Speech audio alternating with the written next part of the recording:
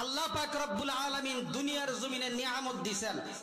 সূরা নাহলের 18 নম্বর আয়াত আমি আপনাদের সামনে তেলাওয়াত করেছি। আয়াতের মধ্যে দুনিয়ার শুরু থেকে নিয়ে আজকে পর্যন্ত যত নিয়ামত আল্লাহ দুনিয়ার জমিনে দান করেছেন, আসমান জমিন আরশ কুরসি লৌহ কলম চাঁদ সূরজ গ্রহ তারা মানব দানব পশু পাখি যাহা কিছু আছে সমস্ত কিছু এই কথার মধ্যে আল্লাহ ঢুকাইয়া দিয়েছে। বলেন সুবহানাল্লাহ। হুজুর নিয়ামতের আলোচনা করছেন, শয়তানের আলোচনাও কিন্তু করছেন। আমি একটি হাদিসও আপনাদের সামনে এই ব্যাপারে পাঠ করেছি। যখন মুসলমানের সন্তান দুনিয়ার জমিনে ভূমিষ্ঠ হয়, হওয়ার সঙ্গে সঙ্গে আমাদের ডান কানে আজান বাম কানে একামত দিতে হয়। এটা মুসলমানের বৈশিষ্ট্য। সেটা আমরা সেই পরিবেশ বাসাবাড়িতে তৈরি হয়, কিন্তু হাসপাতালে সেই পরিবেশ থাকে না। না থাকার কারণে আমরা অনেক সময় সেই ময়লা সেই রক্ত নাপাক রক্ত না যাই না মুখের মধ্যে ঢুকাইয়া দেই। এরপরে সন্তান যদি ডান দিকে যাইতে বলি, সন্তান ডান দিকে না যায় বাম দিকে তেরা হইয়া যায় আর চোখে তাকাইয়া থাকে। কথা ঠিক না বেটে? আম্মা বা'দু ফাআউযু বিল্লাহি মিনাশ শাইতানির রাজীম।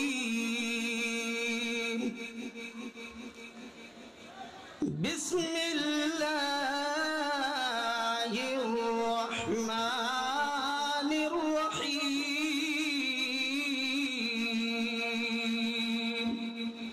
ইয়া বনি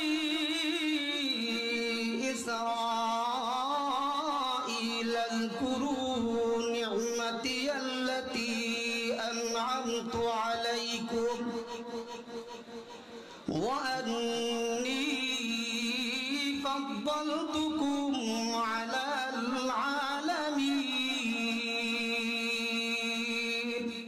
وقال رسول الله صلى الله عليه وسلم إن الشيطان يجري منكم مجرى الدم. সভাপতি মুআজ্জাজ মুকাররম উলামাই কেরাম, আজিজ তলাবা বেরাদরান ইসলাম, পর্দার অন্তরালের দিন পিপাসু ইসলাম পিপাসু মা ও বোনেরা, আমার সামনে উপবিষ্ট সর্বস্তরের তৌহিদি জনতা, মহান রব্বুল আলামিনের দরবারে লক্ষ কোটি শুকুর আদায় করছি যে আল্লাহ পাক আজকের এই জান্নাতি পরিবেশে উলামাই কেরামের জবান থেকে গুরুত্বপূর্ণ আলোচনা শুনবার জন্য যে আল্লাহ তৌফিক দান করেছেন। এই জন্য হৃদয়ের গভীর থেকে প্রাণ উজাড় করে ইমানি আওয়াজে মুসলমানি হিম্মত নিয়ে একবার বলি আলহামদুলিল্লাহ। হয় নাই মুসলমানের আওয়াজ এই অবস্থা হওয়ার কারণেই একের পর এক ইসলামের উপর আঘাত করে মাটির সাথে মিশাইয়া দিতে চাইতেছে ইহুদি খ্রিস্টানরা। কথা ঠিক না ঠিক? আরো জোরে বলেন আলহামদুলিল্লাহ। আজকের এই মাহফিল হওয়ার কারণে বেজার না খুশি? আর একটু জোরে খুশি। আপনি আমি যত খুশি, আল্লাহ পাক রব্বুল আলামিন বান্দা বান্দির উপরে এর চাইতে আরো কোটি কোটি গুণ বেশি খুশি। বলেন সুবহানাল্লাহ। সম্মানিত উপস্থিতি, একটা মেসেজ দিয়ে রাখি।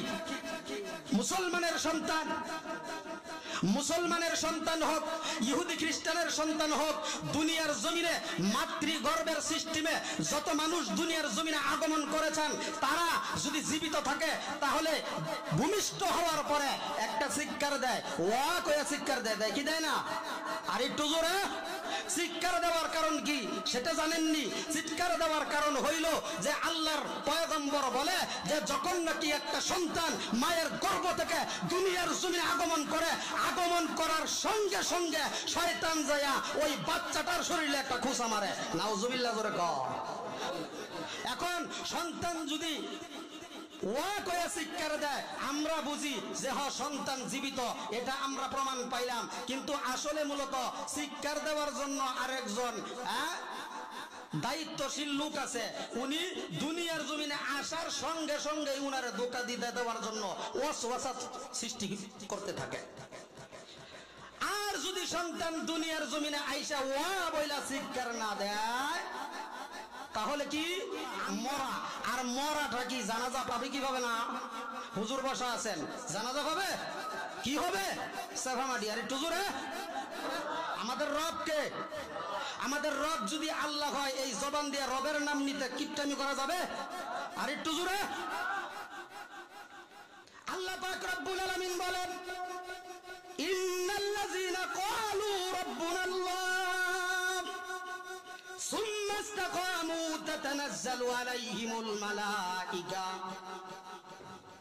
সূরা হামিম সাজদার 30 নম্বর আয়াত, হুজুর 29 নম্বর আয়াত কিন্তু তেলাওয়াত করছে। সুম্মাস্তাকামু তাতানাজ্জালু আলাইহিমুল মালাইকা। আল্লাহ পাক রব্বুল আলামিন ওই সমস্ত বান্দা বান্দির জন্য রহমতের ফেরেশতা পাঠায়া দিবেন। আল্লাহ তাকাফু ওই মালাইকা পাঠায়া দেয় কিসের জন্য জানুনি বান্দা? তোমাকে সুসংবাদ জানানোর জন্য। যারা আমি আল্লাহকে আল্লাহ বলে স্বীকার করেছে আর এই কথার মধ্যে অটল অবিচল থেকেছে, তাদেরকে মহান রব্বুল আলামিন তাদের জন্য ফেরেশতা পাঠায়া দেয়। আল্লাহ তাখাফু, তাদের কোনো ভয় নাই, ওয়ালা তাহজানু, তাদের কোনো টেনশন নাই, তাদের কোনো চিন্তা নাই, তাদেরকে সুসংবাদটা জানায়া দাও। ওয়া আবশিরু বিল জান্নাহ। সুবহানাল্লাহ বলেন। বান্দা যদি আল্লাহকে আল্লাহ বলে স্বীকার করে আর এই স্বীকার করার মধ্যে অটল অবিচল থাকে, তাহলে বান্দার কোনো টেনশন নাই, বান্দার কোনো পেরেশানি নাই, বান্দার কোনো টেনশন করা লাগবে না, বান্দার ভয়ও থাকবে না। এখন বাস্তবের সাথে আর আয়াতের অর্থের সাথে আসেন মিলাই। বর্তমান সমাজে আমাদের ইহুদি খ্রিস্টানদেরকে দেখে ভয় আছে না নাই? সনাতন ধর্মের লোকেরা, বেঈমানেরা ইসলামকে, ইমানকে, মাদ্রাসাকে, মসজিদকে দুনিয়ার জমিন থেকে বিদায় করে দেওয়ার জন্য একের পর এক ভাবে চেষ্টা প্রচেষ্টা চালাইতেছে। কথা ঠিক না ঠিক? বর্তমান বাংলাদেশে কওমি মাদ্রাসা যদি থাকে, বর্তমান বাংলাদেশে হেফজখানা যদি থাকে, কোরআন যদি থাকে আর কোরআন তেলাওয়াত যদি হয়, সিয়াসিত্তার কিতাবগুলো যদি থাকে, সেইগুলার অধ্যয়ন যদি বান্দা করতে পারে, মুহাদ্দিসিনে কেরাম, ফকি, ইসলামের পাণ্ডিত্য যারা অর্জন করেছে, যারা এই হাদিসগুলো আমাদেরকে এরকম ভাবে রাত্র 24 ঘন্টা পড়ায়, দিনের বেলা পড়ায় আর রাতের বেলা ছাত্রদেরকে জাগায়া, ঘুমানোর সময় নাই, ঘুমাস না, তাহাজ্জুদের নামাজে দাঁড়ায়া চোখের পানি ফেলে।